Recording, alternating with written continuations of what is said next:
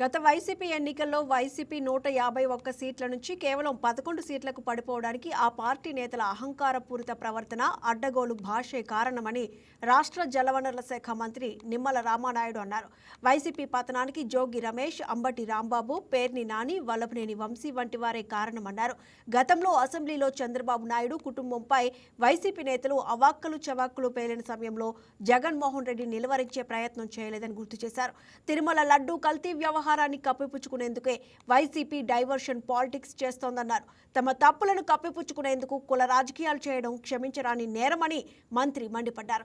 కాపుల గురించి మాట్లాడే అర్హత వైసీపీకి లేదన్నారు మంత్రి నిమ్మల. కాపు నాయకుడు అంబటి అని చెప్పి మేము అడుగుతూ ఉన్నాం. మరి ఆ రోజు కాపుల చిరకాల కోరికైనటువంటి కాపు రిజర్వేషన్ని అర్ధాంతరంగా ఒక జీవో ఇచ్చి ఆ రోజు జగన్మోహన్ రెడ్డి రద్దు చేస్తున్నప్పుడు ఈ అంబటి రాంబాబు గారి యొక్క నోరు ఎందుకు పెగలలేదు, ఎందుకు జగన్మోహన్ రెడ్డి గారిని మా రిజర్వేషన్లు రద్దు చేస్తున్నారని చెప్పి ఎందుకు ఆ రోజు ప్రశ్నించలేనిటువంటి పరిస్థితి.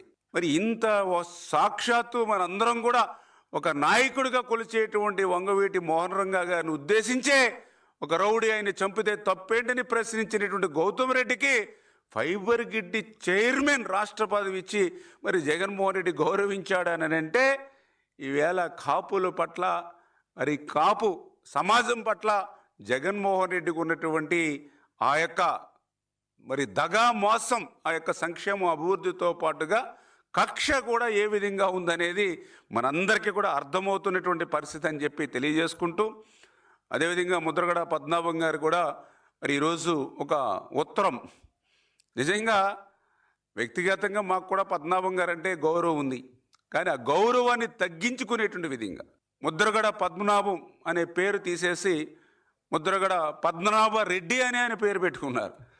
మరి పద్మనాభ రెడ్డి అని పేరు పెట్టుకున్న తర్వాత మళ్ళీ కాపుల గురించి మాట్లాడడానికి మరి మనస్సు ఎట్లా, ఆయనకి అర్హత ఎట్లా ఉందో ఆయనే మనస్సాక్షిగా ఆలోచించుకోవాలని చెప్పేసి కూడా మీ ద్వారా కోరుకుంటూ, జగన్మోహన్ రెడ్డి గారి మెప్పు కోసం మీకున్నటువంటి వ్యక్తిగత ఇమేజ్ని, వ్యక్తిగత గౌరవాన్ని తగ్గించుకోవద్దని చెప్పి ముద్రగడ పద్మనాభం గారి కూడా ఈ సందర్భంగా మరి తెలియజేసుకుంటానని నేను చెప్పి మీ ద్వారా కూడా తెలియజేసుకుంటూ, ఈరోజు నీతులు చెప్తున్నటువంటి వాళ్ళందరూ కూడా వైఎస్ఆర్సీపీ నాయకులు మరి ఆ రోజు అంబటి రాంబాబు గారికి కూడా నీతులు చెప్పుంటే బాగుండేది.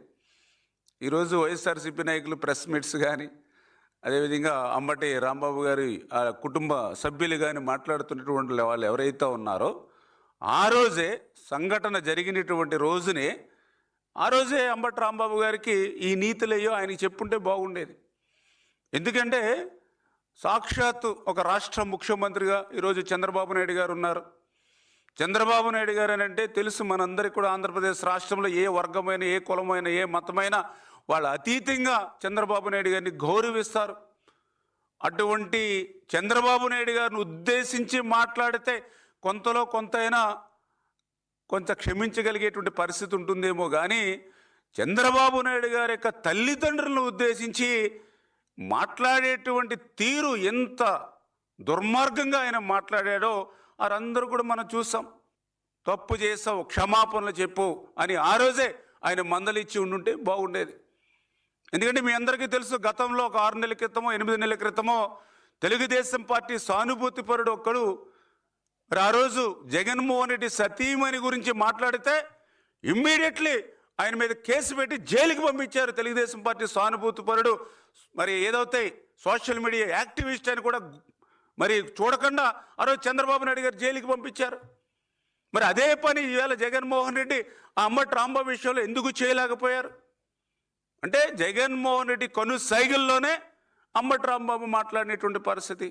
Please subscribe to YK TV Network. Please subscribe to YK TV. Please watch YK News. Don't forget to subscribe YK News channel.